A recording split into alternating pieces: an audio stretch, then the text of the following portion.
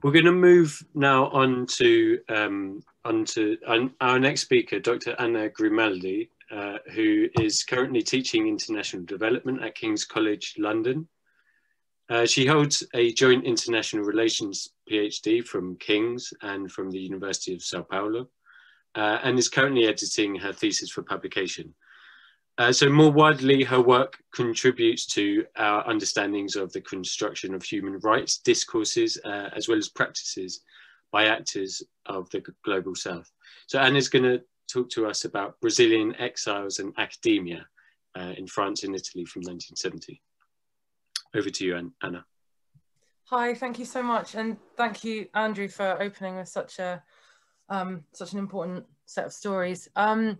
Right, I just need to share my screen, don't I? There we go. Can everyone see this? Perfect, yeah. Yeah, super.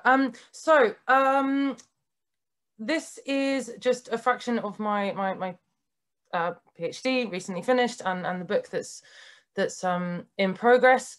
And really, with this story, what I'm trying to understand is, or trying to reinterpret, is the image we have of South Cone Latin Americans in the 1960s through to the 1980s as sort of passive victims who benefited from the charity of global North institutions and organizations for human rights. So this is really about seeing the Brazilians themselves as the protagonists who carved their own space for human rights activism. So I'll be talking about 4 different characters. So as Pablo introduced, as the title introduced, this is about the relationship between Brazilians and Western Europeans as the Brazilians were in exile in Switzerland, France, and Italy. And this is about how they established themselves as victims of human rights violations. Now, in all of the cases that I'm going to talk about, these were left-wing militant, often portrayed as terrorists of Brazil, who were expelled from the country. So this was met in Europe as they were labeled as terrorists. These were not human rights victims. So on the part of all 4 of these characters, there was a lot of effort to create that identity as human rights victims. And with that, something that I hope will sort of come out of the stories is that what they were contributing to human rights in this way was something non-traditional. So this wasn't really just about victims of torture and political repression and lacking political and civil rights.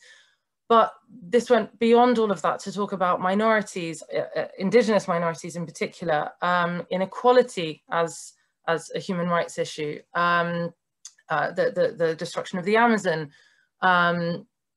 the critique of multinational enterprises, and so on. So this is really pushing the boundaries of human rights at a time when they were quite narrow. So I'll just run through the 4 characters. Sorry, so it's Violeta and Miguel Arraiz, who are brother and sister, Jean-Marc van der Weide, and José Luis del Hoyo. Right, starting with Miguel. So Miguel fled Brazil. He was a politician. He was sort of forced to leave under threat of persecution from the regime in 1965. And he went to Algeria, where he very quickly started integrating with political leaders there and other more radical politicians across Western Europe. So from the very beginning, he's establishing this identity as, you know, someone who is remaining faithful to the more radical militant politics of Brazil and internationally. But what I want to highlight is that he then began with a group of other Brazilian exiles, a publication called the Frente Brasileira de Informações, also known as the FBI. And through this publication, which, you know, the main point of it was to denounce the Brazilian regime and to offer alternative news on what was going on and to present data and reports on human rights violations.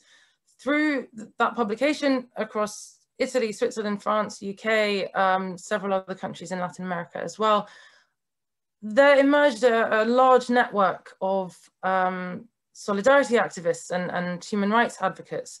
And, you know, I've just listed a few here. But these organizations, as I said, really pushed the boundaries of what was considered a human rights violation. Where have I put it? Sorry, I'll come to the image in a moment. So the Comité Europe and Latin America was actually based in Paris, and it involved a lot of the academics and intellectuals who were trending at the time, so Sartre and others. And the Non-Al-Export Brazil campaign related to this network was a large-scale campaign against a Brazilian trade exposition taking place in Belgium in 1973. And again, the narrative of this whole campaign was against multinational enterprises, against European states who were, through trade, supporting the Brazilian regime. So it really turns the tables on who is responsible for protecting human rights. It's not just the state of the country for its citizens, but it's actually international responsibility. And eventually, groups like Amnesty International, who had rejected characters like Miguel Ángel, then began to engage with these exiles. I'll just mention one more, which is the Bertrand Russell Tribunal. So this took place in 1974, and again, this involved many of the same networks and greatly expanded the topic of human rights. And eventually in 1976, they carried out another tribunal, very high profile, for the rights of indigenous peoples across the Americas. Again, all through the inputs and perseverance of Brazilian exiles. Violeta Reis, similarly to her brother, fled the country very early on, and her connections were more with the Catholic, the progressive, socially active Catholic communities of Paris. And in a very similar way, her work or her networks helped to spread the news about Brazilians and helped to cement their identity as victims of human rights violations. And this time the focus, being part of this sort of Christian discourse of social action, was more about social and economic inequalities as human rights violations. And she also had really, really important networks within newspapers. Is that my 2 minutes left? Oh dear. Within large national newspapers in France. And again, this helped to sort of bring to the public eye the fact that Brazilians and those most marginalized Brazilians still in Brazil were victims of human rights violations. Right, I'm going to speed through the next few. This is Miguel and Violeta together. I thought it was a very sweet photo, and this is a poster from the FBI publication I mentioned. Jean-Marc van der Weide, very quickly, he was the former leader of the National Student Union in Brazil, persecuted from day one of the military coup in 1964. And importantly, the reason he was exiled is that his own networks within Brazil kidnapped the Swiss ambassador to Brazil and only released him in exchange for the lives of 40 prisoners. So he arrived in Europe as this sort of framed as a terrorist and as someone that shouldn't be given a space to talk and asylum anywhere.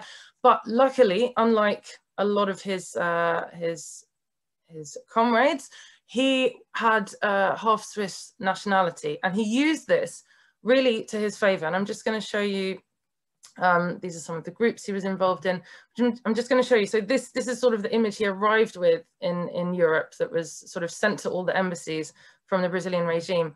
And this is how he was portrayed within Swiss media. He sort of went on this campaign, and he was shown as this very intelligent, charming, a